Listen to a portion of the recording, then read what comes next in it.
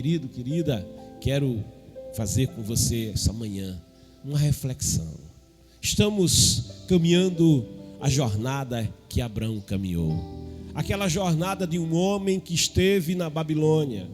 A jornada de um homem que esteve vivendo em uma pátria que não conhecia Deus. Uma cultura que adorava demônios, uma cultura de trevas. E em meio àquela cultura, um homem se destaca, porque entendendo no seu coração que o verdadeiro Deus não era fruto de mãos humanas, que o verdadeiro Deus também não era fruto do imaginar do coração do homem.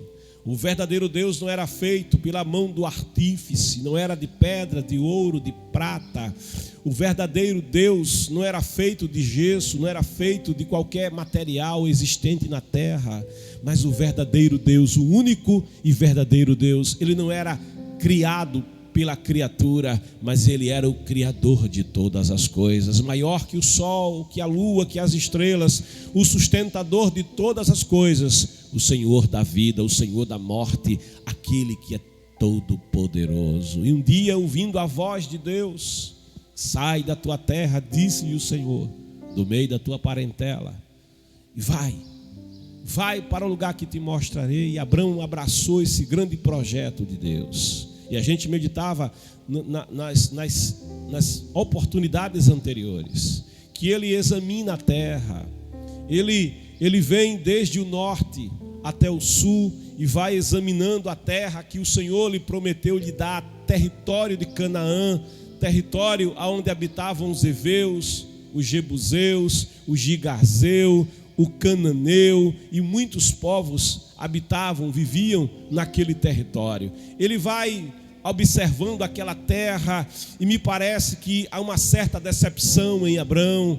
Me parece que a sua expectativa de um homem que vivia em uma terra banhada por dois grandes e poderosos rios que ainda fluem nos dias de hoje, a saber, o Tigre e o Eufrates, vivendo em um lugar que era um verdadeiro crescente fértil, uma terra, um território entre rios. Me parece que ao conhecer o território de Canaã, uma terra que tinha um mar morto, uma terra que tinha um mar de sal, uma terra que também só tinha um único grande rio, o rio Jordão, a bacia do Jordão, uma terra onde era preciso cavar poços para obter água para o rebanho, para a criação. Me parece que o estado geral daquela terra não foi muito animador para Abraão. Abraão, ele olhava para o projeto de Deus e o lugar onde Deus queria fazer e realizar na sua vida aquele projeto, mas me parece que ele fazia conjecturas bem humanas no seu coração. Não sei se ele dizia, mas esse território não é bom para a criação, esse território está em crise, esse território tem escassez de água, as campinas, apenas as campinas da área, da região do Jordão é que são adequadas, porque o restante do território, a terra é árida, a terra é difícil, tem que cavar poços para poder dar água para as ovelhas, dar água para os camelos, dar água para as criações. E parece que Abraão, numa visão humana, ele ia se decepcionando com aquilo que a vista lhe trazia. As informações que lhe entravam pela vista lhe decepcionavam, lhe desanimavam. Ele olhava à direita, olhava à esquerda, olhava à frente, olhava para trás, o sol muito causticante, ele tinha que habitar em tendas. Me parece que o cenário aos olhos humanos, o cenário numa perspectiva humana, numa perspectiva econômica, não era um tanto desalentador, tanto que no versículo 9 é dito que mais tarde Abraão partiu dali. Perceba, ele percorre o território de norte a sul, vai ficar ali, como a gente meditou, entre Ai e Betel, entre a casa de Deus e o lugar da ruína, entre Ebal e Gerizim, cocheando talvez entre duas visões. E finalmente é dito mais tarde, Abraão partiu dali, seguiu em direção ao Neguebe, região sul das terras de Canaã. Lá no sul, ali do território da Palestina, lá no sul do território de Israel, existe o Negueb, é um verdadeiro deserto, é um lugar muito árido, é um lugar de terreno muito difícil, terreno onde as pedras são tão cortantes que ainda hoje as forças especiais de Israel, os militares de Israel, treinam as suas forças especiais justamente no deserto do Negueb.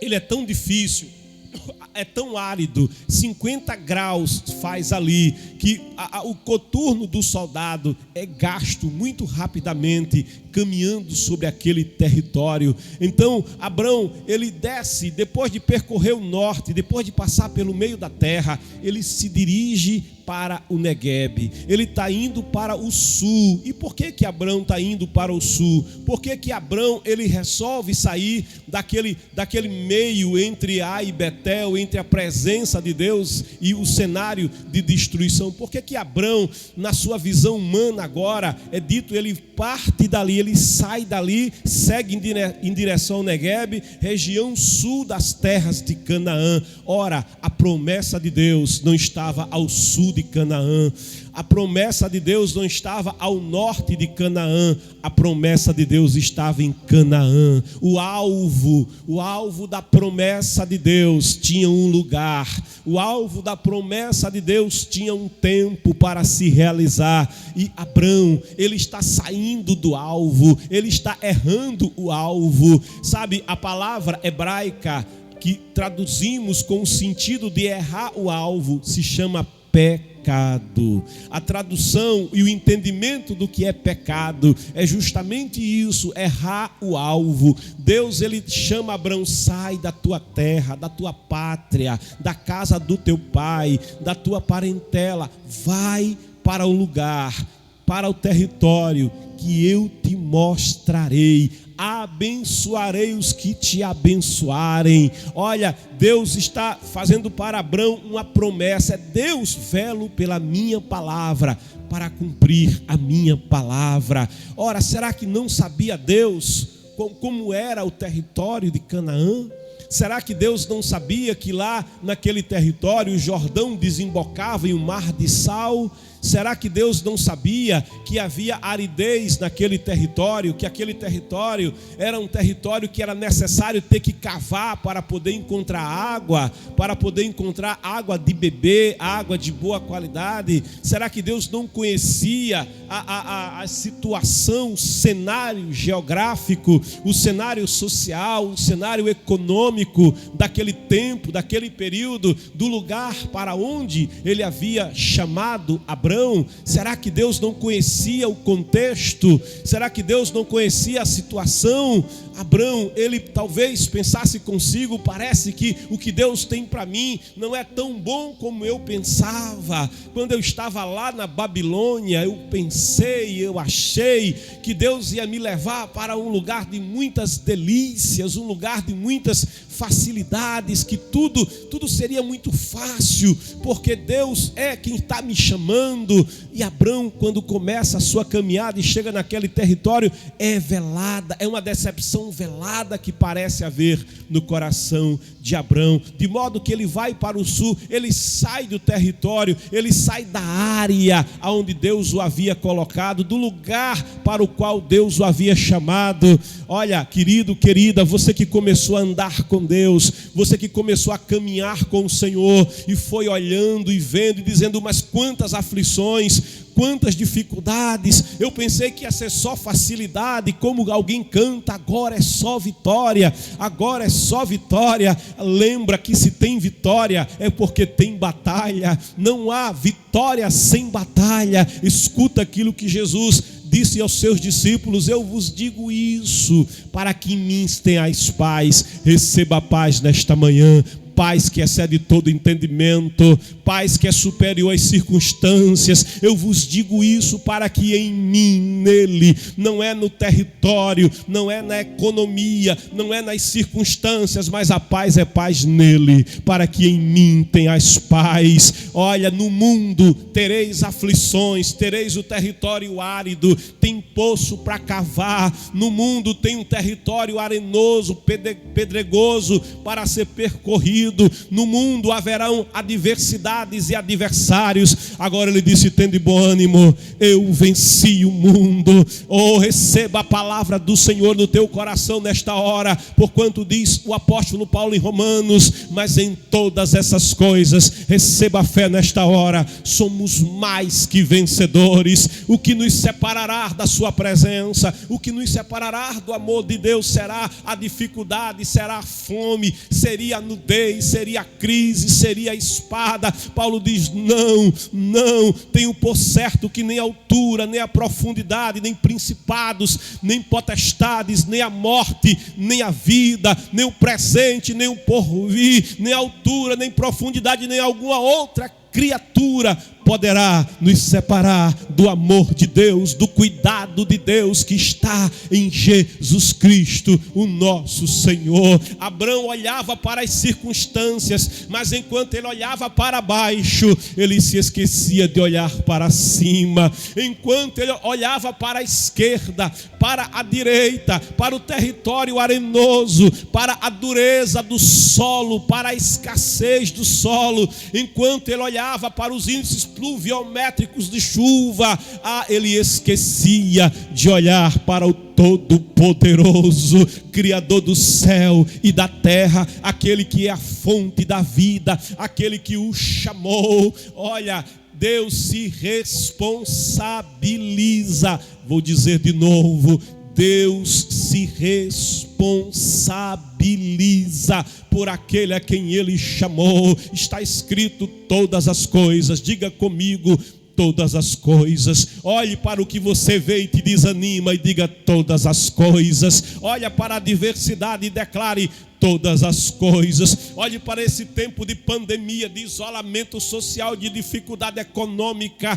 Diga: todas as coisas, todas as coisas. Olhe até para essa enfermidade, para esta dor, para este pânico e diga: todas as coisas. Agora olhe na cara de Satanás, olhe diante dos demônios, dos principados e potestades e diga: todas as coisas. Até vocês contribuem, trabalham para o bem daqueles que amam a Deus, daqueles que como Abraão são chamados. Você é chamado segundo o seu propósito.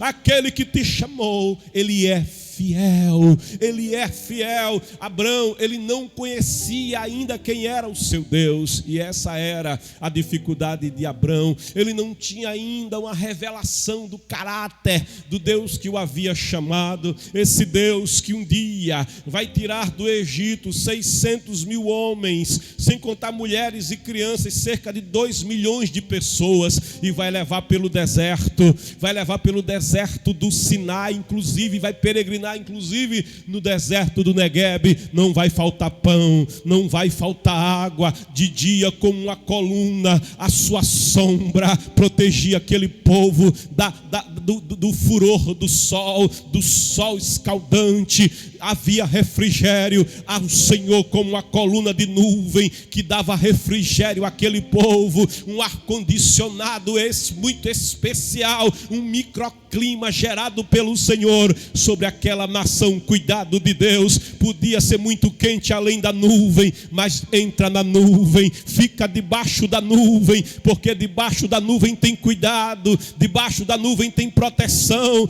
debaixo da nuvem tem aconchego. Entra debaixo da nuvem, e de noite naquele deserto, aqueles 2 milhões de vidas, quando o deserto esfria à noite, fica muito frio, muito quente de dia. O deserto é lugar de extremos, muita temperatura, 50 graus de dia, mas muito frio à noite. Mas de noite, quando o frio chegava, aquela nuvem se acendia em uma coluna de fogo. Ninguém ficava no escuro, porque o Senhor mesmo iluminava. aquelas 2 milhões de vidas, aquela nação, a nação eleita, o povo que estava vivendo uma promessa. Não havia frio, porque o Senhor aquecia o deserto. Podia ter frio e escuridão além da coluna de fogo, mas debaixo da coluna de fogo tinha proteção de Deus, tinha a luz do Senhor. Ele é a luz do mundo, fica debaixo da coluna de fogo. Você pode observar, é um deserto. Você pode olhar, é um lugar árido, mas olha para cima, olha a presença que está contigo, olha aquele que te chamou. Abraão não tinha ainda essas revelações, Abraão não tinha ainda esta experiência. O Senhor Jesus, no começo do seu ministério, assim como Abraão vai passar pelo deserto, assim como ele vai vivenciar uma terra deserta, uma terra com dificuldades. Jesus, quando começa o ministério, ele é levado ao deserto, e ali no deserto por 40 dias, ele vai ser sustentado pela presença do Todo-Poderoso, e ele terá ali uma batalha espiritual, e ali Satanás vai tentá-lo fazer transigir, Satanás vai tentar fazer Jesus desistir, mas Jesus, ele era alimentado pela palavra, ele era alimentado pela palavra. Nem só de pão viverá o homem, mas de toda palavra que sai da boca de Deus. Ele declarou ao adversário das nossas almas. Jesus é aquele que permaneceu na visão de Deus, no projeto de Deus e na missão que Deus lhe havia confiado. Moisés, quando sobe ao Sinai, também vai ficar 40 dias no Sinai, um lugar árido. Ali não tinha alimento, ali não tinha supermercado, ali não tinha padaria, ali não tinha como Moisés ser sustentado, mas Moisés estava na presença do Todo-Poderoso, e na presença do Todo-Poderoso tem cuidado, tem proteção, tem provisão. Elias foi parar no Querite quando a terra secou, e ali no Querite Deus providenciou o sustento de Elias, e quando finalmente as águas do Querite secaram,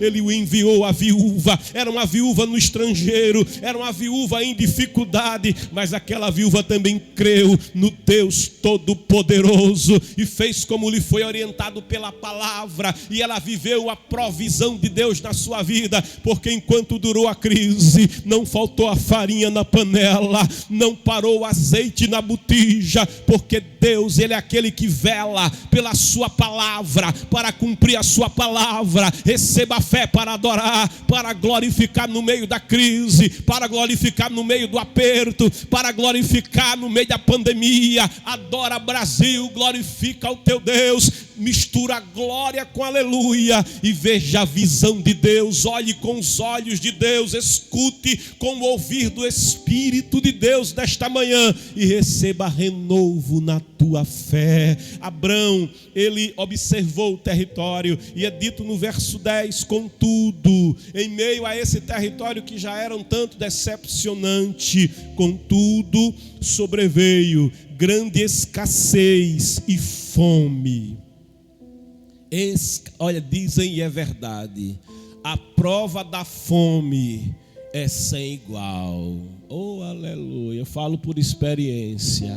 A prova da fome, a prova da escassez, escassez de vestes, escassez de recursos, escassez de você olhar as panelas vazias, escassez de você olhar ali onde você coloca os seus alimentos vazio, de você observar que o último grão de feijão já foi usado, o último grão de arroz desapareceu, o último palito de fósforo foi riscado. Essa escassez não é fácil, contudo sobreveio grande escassez e fome sobre a terra de Canaã. Logo a terra de Canaã, o território onde Abrão peregrinava, o território onde Deus havia feito promessas para Abrão, a herdade de Deus para Abrão e sua semente. E Abrão, quando viu aquilo, olha, eu penso que ele disse: Deus podia ter me chamado aqui no momento melhor,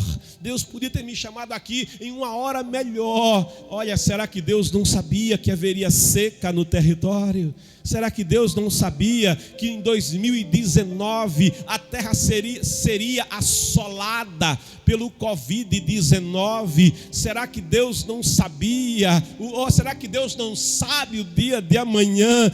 Olha, ele já está no dia de amanhã, ele já está em dezembro, ele já está em janeiro de 2021, em 2023 está a presença do Senhor, em 2024 está a glória de Deus, em 2025 está a sua provisão. Ele passeia no calendário, ele não depende da economia, ele não depende de circunstâncias, ele não depende daquilo que a terra pode fazer, ele não depende daquilo que as nuvens podem trazer. Deus, ele é soberano, Deus é todo poderoso. As circunstâncias glorificam o seu nome, a adversidade, ela glorifica o nome do Todo-Poderoso, e todas as coisas na terra em uma só voz dizem glória, glória ao Criador, glória ao Altíssimo. Deus sabia aquilo que Abrão ia enfrentar, mas Abrão esquecia que ainda que houvesse crise, não faltaria presença. Ele desconhecia este fato, ainda que houvesse aridez, não faltaria o cuidado, ainda que houvesse escassez, não faltaria provisão de Deus. Escuta a palavra nessa manhã, creia no Senhor, creia na sua fidelidade, creia naquele que é fiel. Não saia do território de Deus, não saia da presença de Deus. Alguém está esperando que a pandemia desapareça para voltar a adorar. Deixa a pandemia passar e eu volto à igreja. Deixa a pandemia passar e eu volto a louvar. Escuta o que o Espírito do Senhor manda te dizer. Canta ao Senhor um cântico novo, canta a Ele no meio da tempestade, canta a Ele no meio da crise, canta a Ele no meio da aridez, canta aí na UTI, canta no hospital. Eu só tenho 50% do pulmão, ainda dá para dar um glória, dá um glória, dá um glória. Glorifica Ele com metade do pulmão, com 40% do pulmão. Todo aquele que tem fôlego, diz a palavra, adore ao Senhor. Todo aquele que vive e respira, glorifique ao Altíssimo. Abrão não sabia que Ele cuida do sabiá. Abrão não sabia que Ele cuida dos passarinhos. Abrão não sabia que Ele cuida dos lírios do campo. Abrão não sabia que não precisava ficar preocupado com o que havia de vestir, como orienta o Senhor Jesus em Mateus capítulo 6. Não precisa ficar preocupado perguntando o que haveremos de vestir, o que haveremos de comer, como será o dia de amanhã. Olha, toda a tua preocupação, escuta, toda a tua ansiedade, todo o teu medo não vai te acrescentar um só dia de vida, nem um fio de cabelo na tua cabeça será acrescentado. Mas escuta a palavra, mas buscai, recebe, mas buscai, recebe a palavra, mas buscai em primeiro lugar, em primazia, independente da vista, independente da circunstância, mas buscai. Eu ministro a palavra sobre a tua vida, sobre o teu coração, sobre a tua fé, sobre o terror, sobre o medo, sobre a aflição que está na tua alma, mas buscai em primeiro lugar, em primazia, o reino de Deus, a presença de Deus e a sua justiça, e todas as coisas que Ele já sabe que você precisa, todas as coisas que Ele sabe que você necessita, vão ser dadas, e não só dadas, Ele vai acrescentar para que você possa ajudar quem precisa. Ele vai te dar e Ele vai te fazer transbordar. Depois do vale estreito da sombra da morte, diz o salmista, tem banquete, tem uma mesa, tem um cálice que transborda, tem uma mesa posta, tem um Senhor que me unge com seu glória, com a sua presença e com o seu cuidado e a sua bondade e a sua misericórdia, diz o salmista, me seguirão todos os dias da minha vida e eu estarei na presença do Senhor por dias que não tem fim. Ser, glória, ser renovado na tua fé e ser renovado na tua visão. Recebe, glória, recebe visão de Deus, recebe visão de Deus, renovo. Eu ministro sobre a tua vida, eu ministro sobre, glória,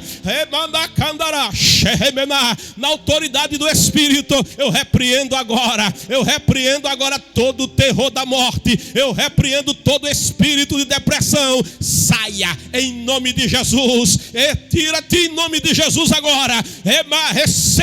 Receba de Deus agora uma nova visão, renovo e alento para caminhar este caminho, para sair da caverna. É alimento do céu para a tua alma, providência de Deus para a tua vida nesta manhã gloriosa.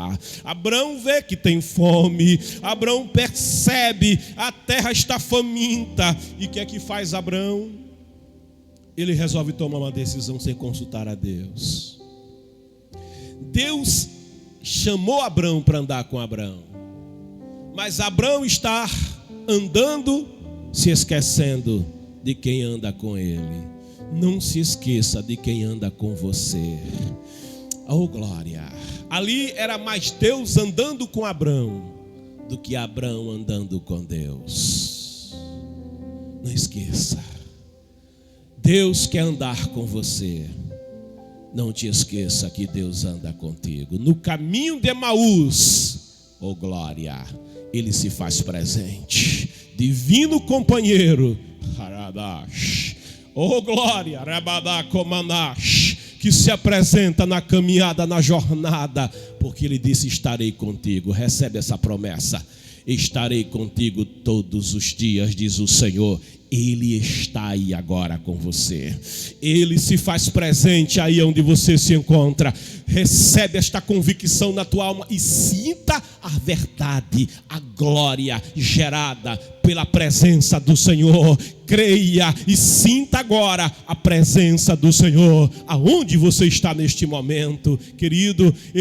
É dito pela palavra. Ele então desceu.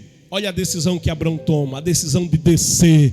Deus é de cima, Deus não é de baixo. Ele resolve descer para o Egito. O Egito não é o lugar da promessa. O Egito não é o teu lugar. Ele resolve descer para o Egito. E é dito, olha o projeto que ele faz: para ali viver por algum tempo. Alguém diz: eu vou passar algum tempo fora da nuvem, eu vou passar algum tempo fora da coluna de fogo, eu vou passar só algum tempo em isolamento social, é só algum tempo sem ir à igreja, é só algum tempo para poder ficar aqui protegido, sem me expor muito. E quantas pessoas que estão sendo enganadas por essa ideia, quantas pessoas que saíram da presença para dar um tempo. É só um tempo que eu estou dando, depois eu volto. É isso que Abraão pensou por algum tempo. E ele tem um argumento para isso. Porquanto, olha a visão humana, porquanto a falta de alimentos assola a terra.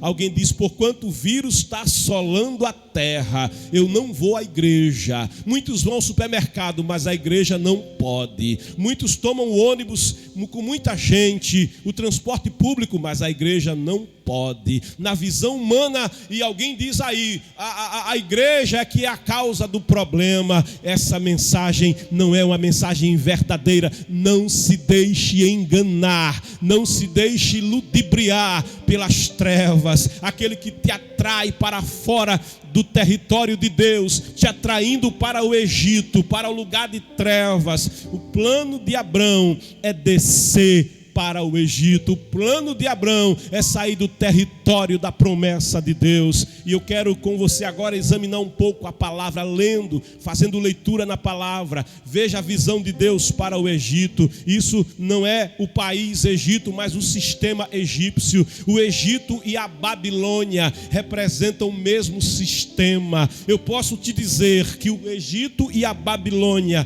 é a face da mesma moeda, é a farinha do mesmo saco, é água do mesmo pote, é lugar que vivia em trevas, é um sistema de opressão espiritual. O Egito, sair da Babilônia e ir para o Egito é um abismo chamando outro abismo. Mas Abraão toma essa direção no começo da sua jornada. Êxodo capítulo 3, versículos 7 e 8, diz assim a palavra do Senhor: disse o Senhor: certamente tenho observado a opressão e a miséria sobre o meu povo no Egito. Tenho ouvido seu clamor por causa dos seus feitores e sei o quanto estão padecendo. Deus conhece o que passa com o seu povo. Versículo 8 diz: por esse motivo desci. Ele é Deus que se levanta e age.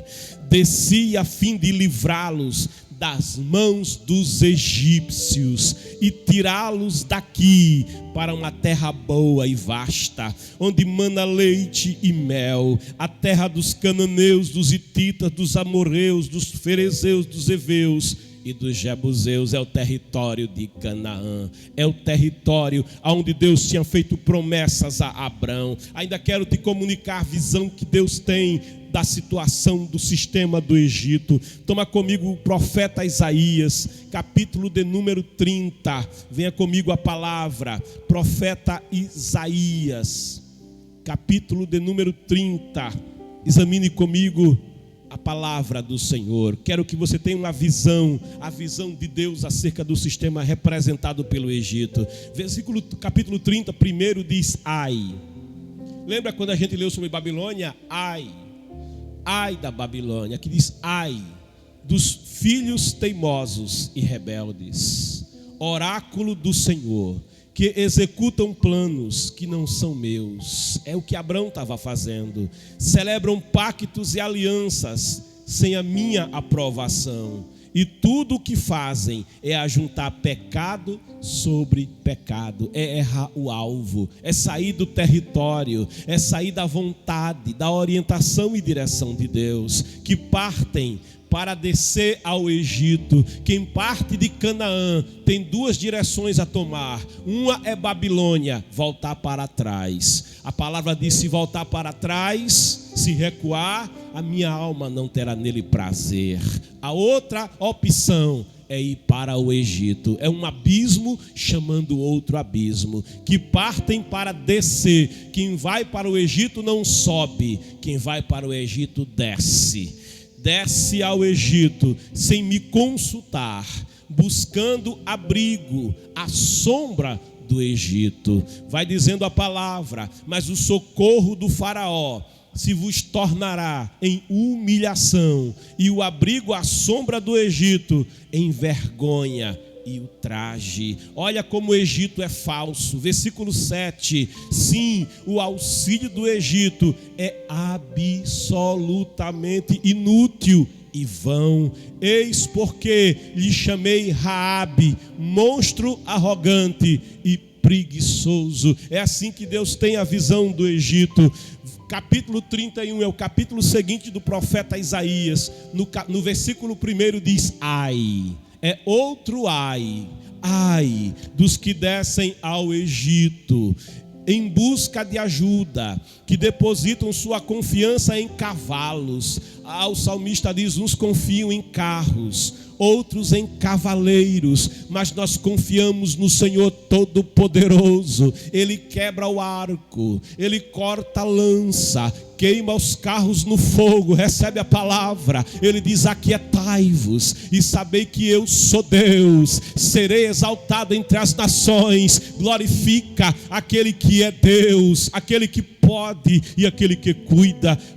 Diz a palavra que depositam sua confiança em cavalos. Eles acreditam na força da multidão dos seus carros e no poder dos seus cavaleiros, mas não contemplam. E aí não tem a visão correta, a visão humana, não tem a visão espiritual, mas não contemplam o Santo de Israel. E aí falta a direção. Quem não tem visão não acerta a direção, nem buscam o socorro que vem do Senhor.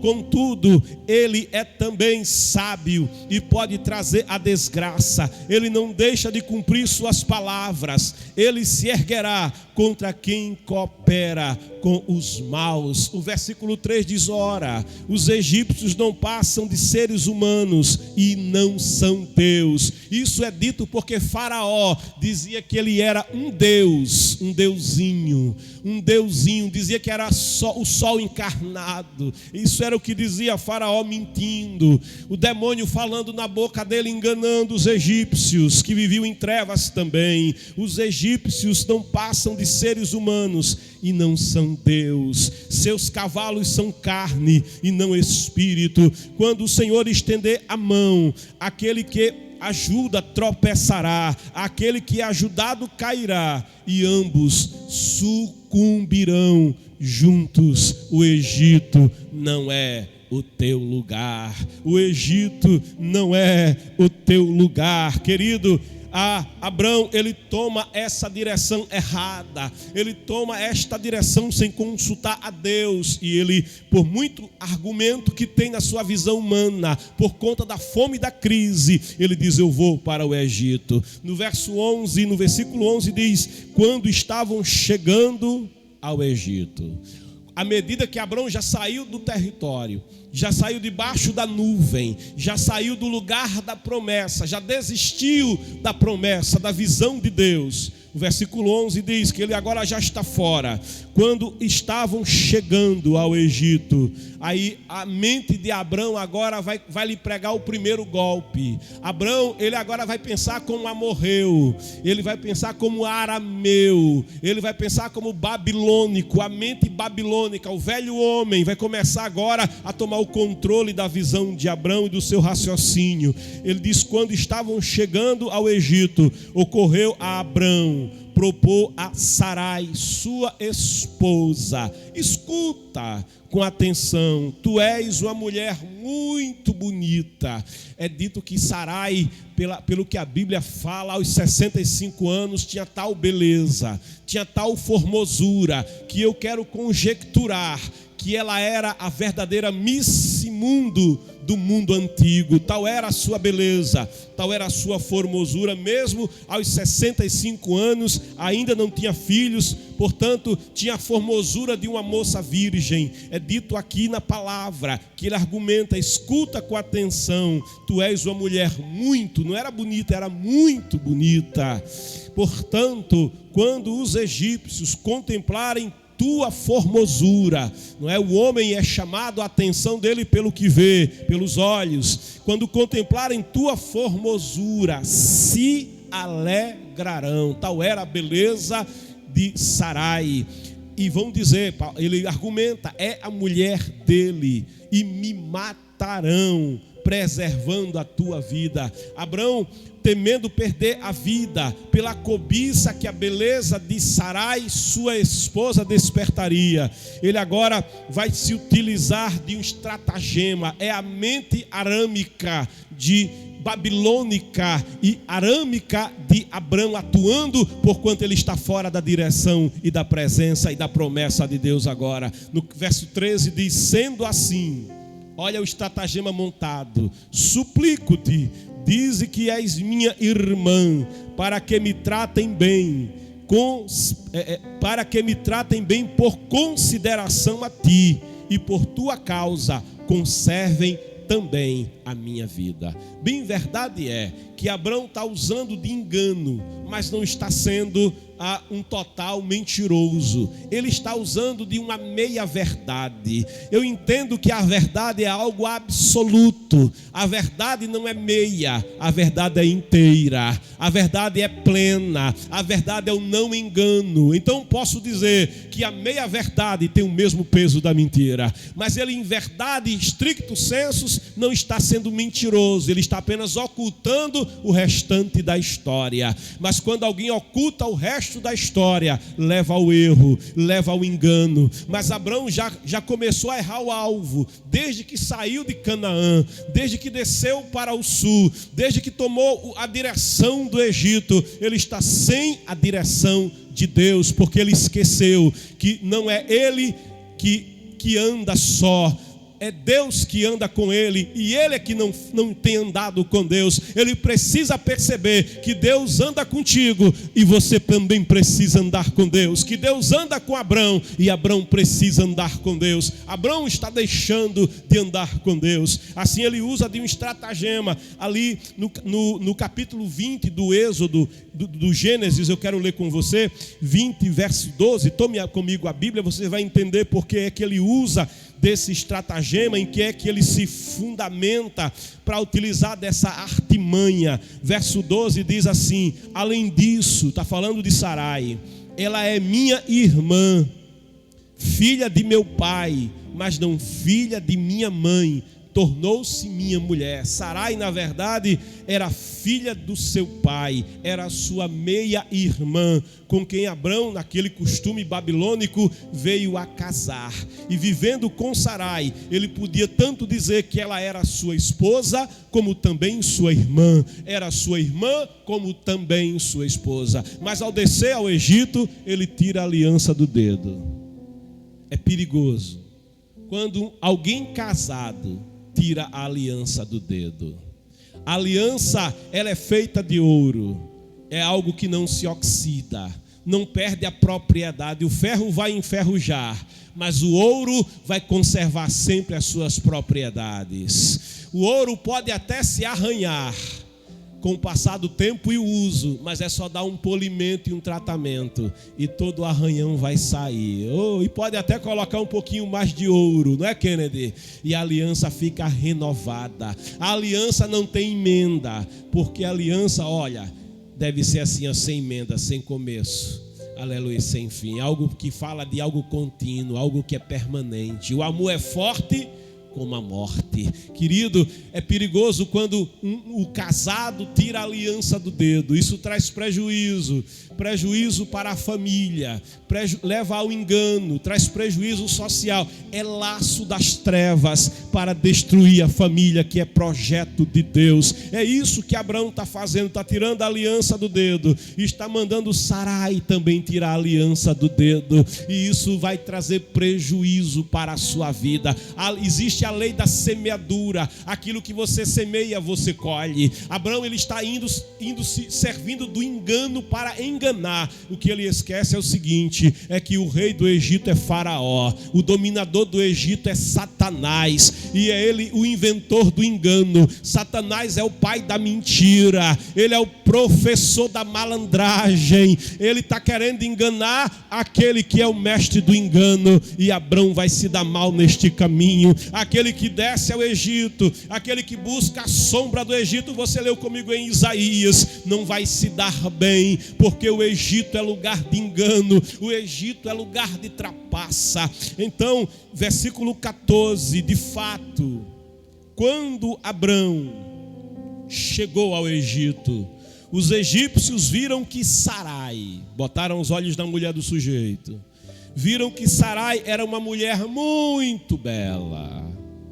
viram-na aos olhos, está todo mundo, olha, os gabiru olhando a mulher bonita de Abrão, viram-na os oficiais da corte, os lobos, a matilha de lobo começa a uivar, viram-na os oficiais da corte de Faraó, e a elogiaram sobremaneira. Ela foi o assunto do Egito, ela foi o assunto do palácio, ela foi o assunto da capital. A Miss Mundo veio visitar o Egito, a Miss Mundo está no Egito, a mulher mais bela da terra chegou, ela era o assunto. A elogiaram sobremaneira diante do seu monarca.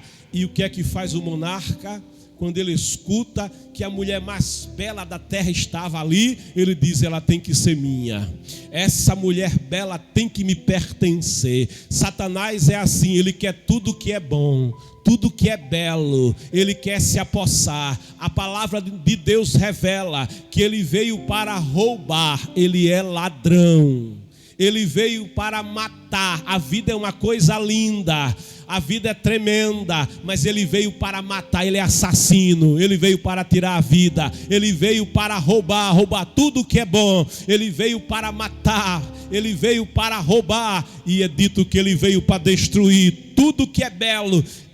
Não é fácil ser feito. Aquilo que é bonito, um prédio bonito, uma casa bonita, um lar bonito, tudo isso é fruto de uma construção, uma vida espiritual cheia da presença de Deus, é fruto de uma construção de Deus. Mas Satanás quer destruir tudo o que é bom. Ele quer destruir o filho, ele quer destruir o pai, ele quer destruir a mãe, o marido, a esposa, ele quer destruir a família, ele quer destruir a sociedade, ele quer destruir a igreja, ele quer destruir toda a criação que Deus criou. Ele já foi no Éden, lugar de delícias e de beleza, e já foi com um projeto, com a mesma agenda: matar, roubar e destruir. E agora Faraó vai querer aquilo que é bom, aquilo que é belo. Ele quer tomar, ele quer roubar de Abrão aquilo que pertence a Abrão. Então a palavra de Deus diz: e Sarai, versículo 15, foi levada ao palácio de Faraó. E Abrão não podia fazer nada, ele estava impotente. Faraó era o dominador da terra, Abrão estava impotente. Vão levar a sua mulher, mas ele não pode dizer nada, porque ele mesmo disse: não é minha mulher. Ele tirou a aliança do dedo, ele disse: é minha irmã. Ele expôs Sarai, a sua família. A promessa que Deus lhe fez, ele já deixou para trás por um tempo, segundo a sua mente humana, enganado pelas circunstâncias. Ele olha as circunstâncias e sai do território da presença, da proteção de Deus. Abrão, ele está fora, ele se afastou, ele saiu. É como o filho que disse para o pai: pai, me dá tudo quanto é meu por direito, porque eu não quero viver debaixo da tua promessa, eu não quero viver debaixo do teu teto, eu não quero mais comer da tua mesa, eu não quero mais ceiar contigo, eu não quero mais viver no território da tua promessa. Esta fazenda me dá parte, aquilo que é bom, para que eu vá viver onde eu quiser. Eu quero descer para o Egito, eu quero viver longe da tua promessa. Aí o pai sente a partida do filho, mas o pai respeita o filho, porque Deus não quer ninguém servindo a ele a pulso, nem obrigado, não, de forma alguma. Deus aceita, e aquele filho pródigo vai embora. Mas lá no território estrangeiro, ele é um estrangeiro, e ali vão matar, ali vão roubar, e ali vão destruir, ali vão matar a sua paz, ali vão matar a sua esperança, ali vão matar a sua saúde, vão roubar as suas posses, vão destruir o seu futuro, e ele vai se ver junto dos porcos, ali em meio àquela pocilga, querendo comer bolotas, alimento dos porcos. E ele vai dizer, ele vai lembrar: lá em Canaã eu tinha uma promessa, na casa do meu pai tem cuidado, na casa do meu pai tem proteção. Abrão agora, se ele pudesse, voltava atrás. Se ele pudesse, ele dizia: que coisa terrível que eu fiz, saí de Canaã para vir para o Egito. Eu coloquei os meus olhos no rio Nilo, eu comecei a olhar as margens do Nilo e vi que eram férteis. Eu vi que assim como lá em Babilônia tem um grande rio Eufrates, o grande rio Tigre, que são perenes e servem para irrigar o território, eu vi que aqui no Egito tem o delta do Nilo. O rio Nilo começa ali pela Etiópia e vai descendo, vai atravessando países, desemboca no Egito, atravessa o Egito e tem sua foz no mar Mediterrâneo, no norte da África. E o Egito todo tem a vida ligada ao rio Nilo. Para os egípcios, o Nilo também é um deus, um falso deus, a quem eles também adoravam. E Abrão está indo ao Egito, confiando no Nilo, confiando no que o rio Nilo pode fazer pela sua família, no que o rio Nilo pode proporcionar à sua vida. E por isso ele sai do território de Deus, ele sai do lugar para onde Deus o estabeleceu, para onde Deus o chamou. Abrão, agora, se ele pudesse, ele dizia: que erro que eu cometi, mas eu não tem jeito. O Faraó está levando a minha esposa e eu não posso retê-la, eu não posso dizer que não vai levar, porque vão matar a minha vida, tirarão a minha vida, e Sarai vai ficar agora só e viúva. Veja a situação de Abrão. Versículo 16 diz: este, falando de Faraó, por causa dela, por causa da mulher de Abrão, tratou muito bem a Abrão. Ele queria Abrão agora para ser cunhado. Você quer ser cunhado de Faraó? Deixa eu perguntar. Marido, você quer ser cunhado de Faraó? Quer abrir mão da tua esposa e ter Faraó como teu cunhado? Ô mulher, escuta. Você também quer abrir mão do seu marido? para se tornar esposa de Faraó? Medita sobre isso. Casais, meditem a respeito dessa verdade de Deus para a vida de vocês. Faraó vai tratar bem Abraão.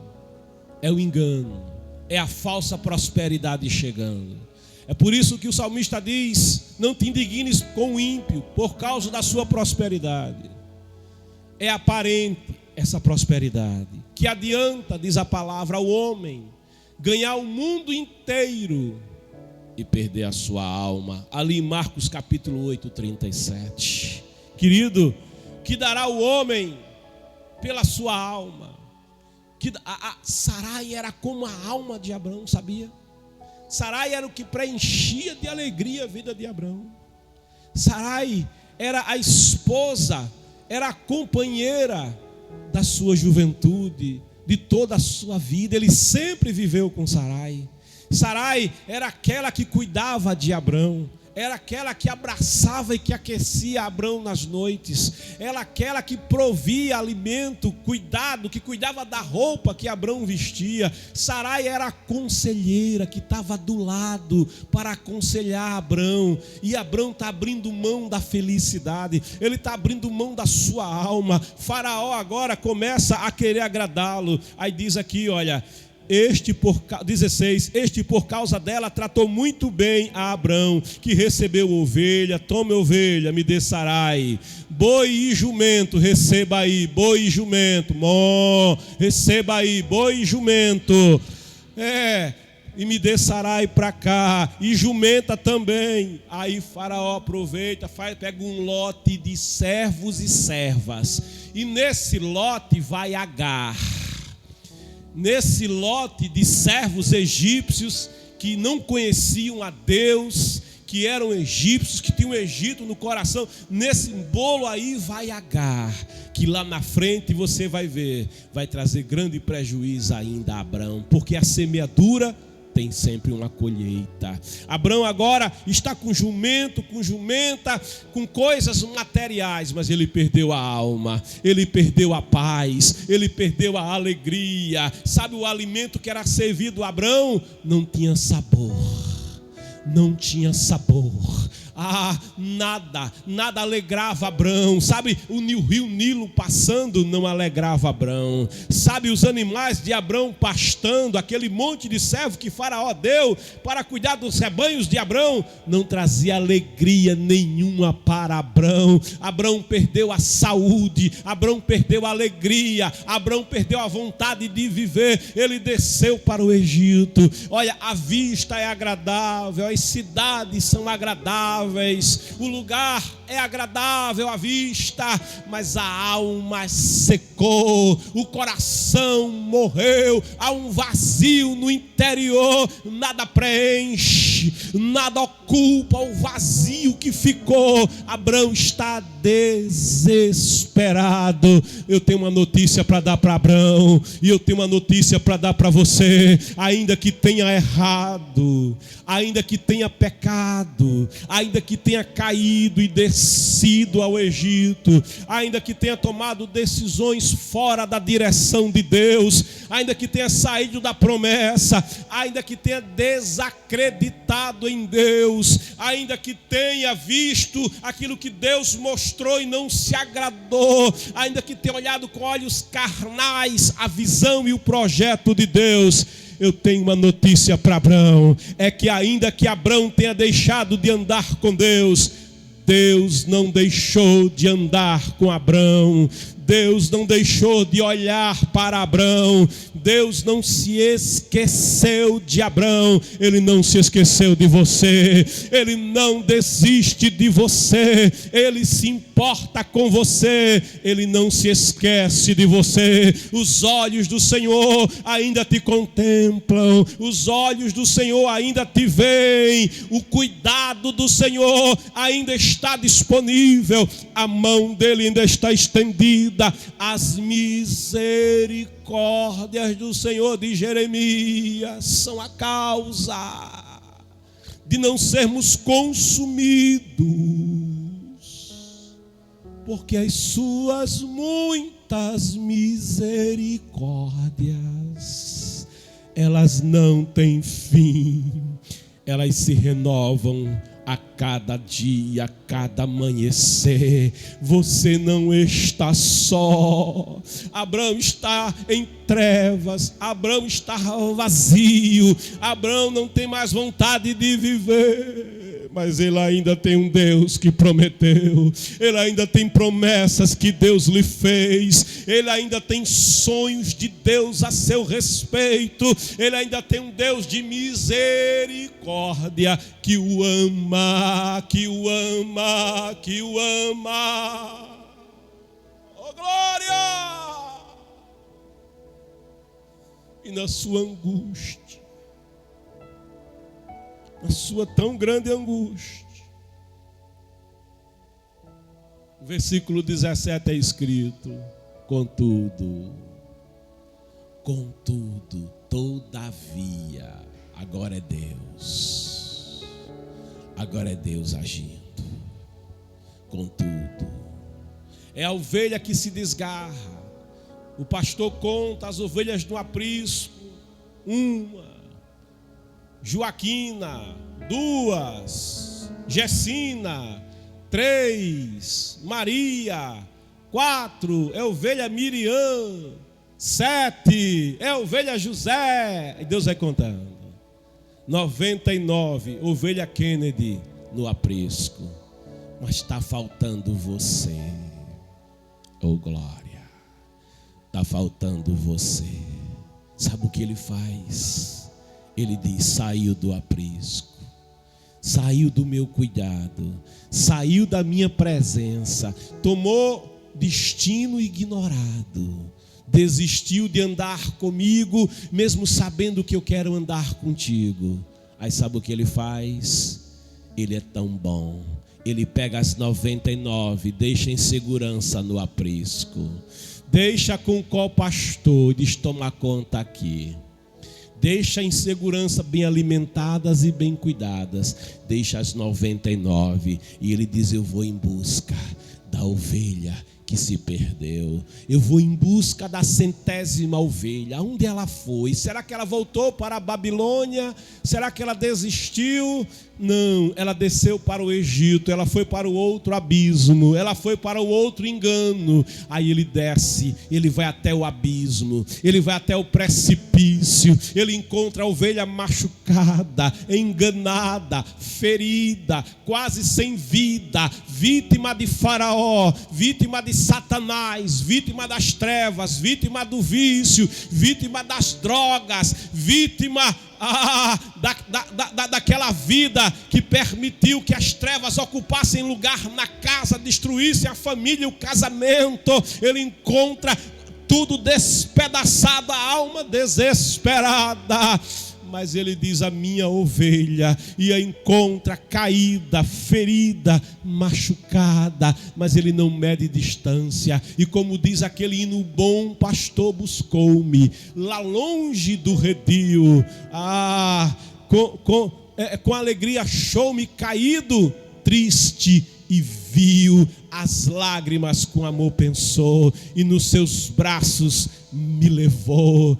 Ó, Jesus amou-me, com amor buscou-me, Ele mesmo me entregou a Deus. Jesus é aquele que veio buscar e salvar o que estava perdido. O Egito não é o teu lugar, nem tudo está perdido. Escuta, nem tudo está perdido, mas eu perdi o esposo. Escuta, nem tudo está perdido, eu perdi a esposa. Nem tudo está perdido, eu perdi a paz. Nem tudo está perdido, Ele ainda vela por você, Ele ainda te ama. Ele vem nesta manhã até onde você está, porque Ele veio te buscar. Ele veio te buscar, te tirar do Egito, te tirar da aflição, te tirar da queda, te tirar da derrota e te carregar nos seus braços amorosos. Deus vai entrar com providência, porque Ele não esquece das suas promessas. por esse motivo, contudo, versículo 17, por causa de Sarai, por tua causa, por causa da tua família, por causa de Sarai, o Senhor Deus, o Todo-Poderoso, aleluia. Satanás pode ter poder, mas é Deus que tem todo poder, oh glória. Potestades e principados se dobram diante da sua presença, por tua causa. Deus está tomando providência, por tua causa. Deus está se levantando e descendo para te livrar aí no Egito, onde você se encontra. Por causa de Sarai, o Senhor Deus castigou Faraó, a sua família e toda a sua corte com doenças horríveis. Aqueles oficiais agora estão de cama. Aqueles soldados que falavam de Sarai, que cobiçavam Sarai, está tudo doente. Faraó não pôde nem tocar em Sarai, porque já caiu enfermo, já caiu doente, está na UTI, entre a vida e a morte, porque Deus é Deus de providência, é Deus de providência. Esse Deus de providência, Ele começa a agir em teu favor. Esse Deus de providência que te ama, Ele começa a agir em tua defesa, Abrão. O Egito para, a administração do Egito para, o expediente no palácio para, o comércio para, o mundo para. É Deus tomando providência sobre a terra. É o cuidado de Deus pela tua alma, o que dará o homem pelo resgate da sua alma. Que adianta o homem se enganar e ganhar o mundo inteiro e perder a sua alma? Deus está agindo, Abrão. Aleluia. Por esse motivo, versículo 18. Certo dia, Faraó ordenou a Abrão que fosse trazido à sua presença e indagou-lhe: que é isso que me fizeste? Porque não me declaraste que ela era tua mulher? Porque não me dissesse que ela era tua propriedade, jardim particular, povo adquirido, sacerdócio real, menina dos olhos de Deus, oh glória, herdeira do céu, co-herdeira de Cristo? Porque não me disseste que tu és da parte do Todo-Poderoso? Porque não me disseste que tu tens uma aliança com o Altíssimo, que tivestes o teu nome registrado no livro da vida do Cordeiro, que um dia levantaste a tua mão para servi-lo e para obedecê-lo? Porque não me disseste que tu vinhas fugido do lugar da promessa e do lugar da bênção? Porque não me disseste que ela era tua mulher, tua propriedade? Porque me alegaste, ela é minha irmã, de modo que a tomasse como minha mulher. Agora, portanto, eis a tua mulher de volta, toma-a e vai-te. Bem verdade é, Faraó não queria saber se ela era mulher de Abrão ou não, porque ele não respeita ninguém. Satanás não quer saber se a esposa é tua ou se o esposo é teu. Ele veio para matar, roubar e destruir. Isso é Faraó usando a linguagem diplomática. Isso é Faraó tentando achar uma saída. Sabe por quê? Porque ele está debaixo do aperto do Todo-Poderoso. Aí agora a diplomacia apareceu. Ele antes mandou buscar Sarai, nem perguntou se podia, mas agora está debaixo do aperto. Aí o leão agora, porque ele ruge como um leão, mas ele não é leão coisa nenhuma. O leão da tribo de Judá está à destra do Todo-Poderoso, a raiz de Davi, aquele que venceu para abrir o livro e desatar os seus 7 selos, e o nome dele é Jesus, Jesus, Jesus, Jesus, o leão da tribo de Judá, aquele que peleja pelo seu povo. Aí Faraó agora está usando diplomacia e diz agora, aí ele diz: toma a tua mulher de volta, toma e leva embora. Sabe, tudo que você perdeu, aquilo que a locusta comeu, aquilo que o gafanhoto devorou, Deus é Deus de restituição. Deus é Deus que faz restituir tudo quanto foi perdido. É o cuidado de Deus pela tua vida, é a fidelidade de Deus, é a sua promessa. É por isso que Ele te envia esta palavra, é por isso que Ele te envia louvor e palavra nesta hora, para te restaurar, para tirar do precipício, para te resgatar. O Egito não é o teu lugar. Por este motivo, oh aleluia. Agora, portanto, eis a tua mulher de volta. Toma, vai-te. Em seguida, Faraó deu ordens expressas para que todo necessário, Deus é assim, até Faraó obedece à voz de Deus. Vai voltar, mas não volta de qualquer jeito, tem que ter indenização. Aleluia. Vai ter indenização da parte do Senhor. Faraó tem que indenizar. Faraó deu ordens expressas para que todo necessário fosse providenciado, a fim de que Abraão deixasse imediatamente o Egito, levando consigo, nenhuma unha vai ficar no Egito, levando consigo sua mulher, e tudo que possuía, iremos nós, as nossas mulheres, os nossos filhos, a nossa ovelha, o nosso gado, os nossos servos, nenhuma unha vai ficar para trás, nenhuma unha. Canaã, visão de Deus, promessa de Deus. Eu quero te convidar nesta hora, estou encerrando. Você que está no Egito, você que está fora do território da promessa, você que um dia conheceu o Evangelho, você que um dia já ouviu a voz do Senhor falando contigo e até começou a caminhar, mas viu a dificuldade, começou a olhar para um lado, olhar para o outro, olhar para situações, olhar para circunstâncias e disse: eu vou dar um tempo lá fora, eu vou dar um tempo fora lá de Canaã, eu vou me afastar de Canaã. Eu que te faço um convite, Abrão, é tempo de sair do Egito, é tempo de voltar para o território da promessa.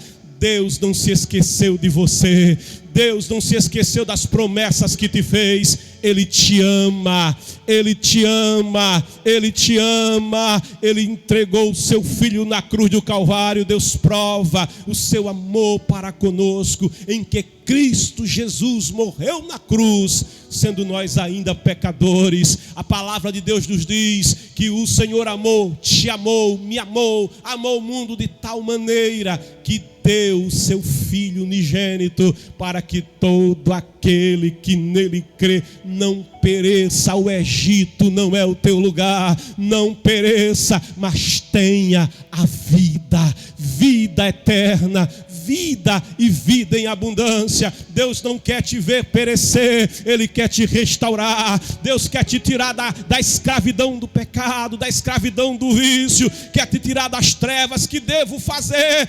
Volta, toma o caminho de volta, faz como o filho pródigo: me levantarei.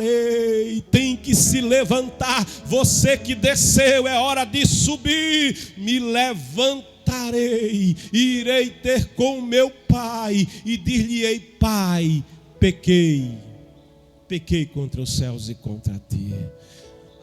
Eu não sou digno de ser chamado teu filho, de sentar outra vez à tua mesa, mas me recebe, pelo menos como um trabalhador na tua casa, pelo menos como um empregado na tua casa, e o Pai vai te receber de braços abertos. Se confessarmos os nossos pecados, os nossos erros, quando erramos o alvo, aleluia, Ele é fiel, Ele é fiel, Ele é fiel, Ele não muda, não cessa o seu amor nem a sua promessa. Ainda que sejamos infiéis, Ele permanece fiel.